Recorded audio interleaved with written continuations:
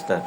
তো আজকে আসসালামু আলাইকুম, গুড মর্নিং ডিএক্সএন। আশা করি আপনারা সবাই ভালো আছেন, আমরাও ভালো আছি। আজকে আমরা এখন বর্তমানে আছি আমাদের মতিঝিল ব্রাঞ্চে, আমাদের মাহফুজ ভাইয়ের ব্রাঞ্চে আছি। আর দ্বিতীয় কথা হচ্ছে যে আজকে যে ভিডিওটা আমরা বানাবো, যেহেতু একটা নিম সাবান, আসলে আমি আমার কথাটাই বলি, আমি কিন্তু বিজনেসটা শুরু থেকে স্টার্ট করছি নিম সাবানটা নিয়ে।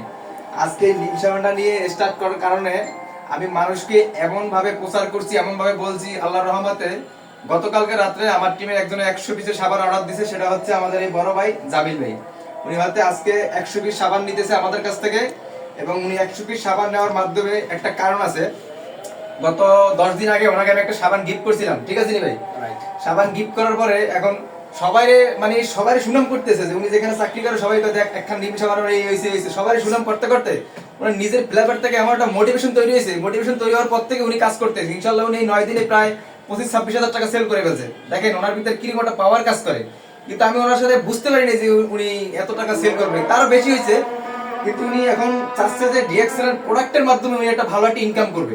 দ্যাট নট অন কোনো বিজনেস না, বাট প্রোডাক্টটা দেন মানুষের দেবে, ওনার প্রোডাক্টটা ভালো লাগছে, বেনিফিট আসছে, দেন তার মাধ্যমে উনি মানুষের সেবা করবে, সেবার মাধ্যমে ওনার একটা ইনকাম আসতেছে। যাই হোক, পরে গতকাল ওনার সাথে আমার যখন মোবাইলে কথা হয়েছে, বলতে ভাই হ্যাঁ আমি 100 পিস সাবান নিব।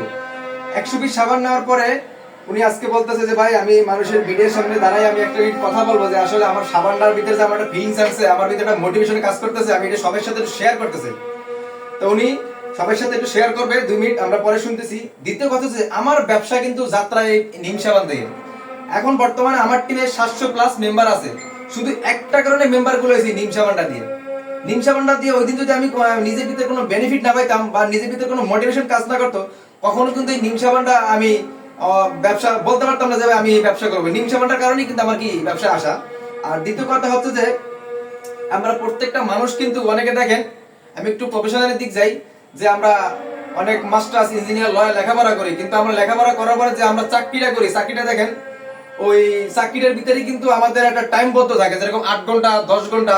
আর আমরা টাইম বদ্ধ করি না, যেরকম আমি এখন বর্তমানে সকালে ধরেন নামাজ পড়ি, কোনোদিন পড়ি না, পড়ে যখন ঘুম যাই স্বাধীনভাবে উঠি, সবার সাথে মোবাইলে হাই হ্যালো কথা বলি, তার মাধ্যমে কিন্তু একটা আমার বেনিফিট ইনকাম ঢোকে। নাম্বার 1, আমি ডিএক্সএনে আজকে 11 মাস আর 7 দিন হলে আমার 12 মাস হবে, 1 বছরে, ঠিক আছে?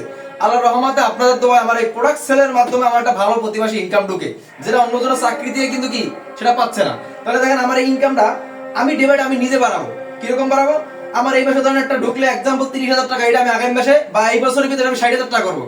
দেখেন একটা ছেলে যখন মাস্টার্স কমপ্লিট করে, সে ইঞ্জিনিয়ার লয়ার কমপ্লিট করে, তখন কিন্তু সে এই জিনিসটা কখনো পারে না যে আমি এই স্যালারি এই মাসে আমি এত টাকা পরের মাসে আমি ডাবল করবো। সেটা অনলি ফর কিন্তু আমাদের ডিএক্সএন থেকে কিন্তু ইনকামটা করা সম্ভব। এর জন্য কিন্তু আমরা ডিএক্সএন করতেছি, এবং ডিএক্সএন করতেছি আমার ফ্যামিলিকে আমি স্বপ্ন দেখাইতেছি, আমি নিজের স্বপ্ন বাস্তবায়ন করতেছি, আমার স্বাধীনতা আছে। কিন্তু এটা কিন্তু অন্য কোনো সাবজেক্টের ভিতরে কিন্তু নাই। দ্যাট মিন্স খালি নাম্বার 1 আমরা প্রোডাক্ট সেলের মাধ্যমে কিন্তু আমরা ইনকামটা করি। আমরা কিন্তু মানুষের উপকারী করি, সেবা করি, প্রোডাক্ট সেল করি, সে উপকারী পায়, আমাদের কাছ থেকে প্রোডাক্ট ক্রয় করে, তার মাধ্যমে আমরা বেনিফিট পাই, বেনিফিটের মাধ্যমে আমাদের ফুল ফ্যামিলি স্বপ্ন বাস্তবায়ন করে। এবং অনেকে দেখেন গতকালকে রাতে আমার খারাপ লাগছে, খারাপ লাগার মানে ওইরকম খারাপ না যে আসলে আমি কেন যাইতে পারলাম না।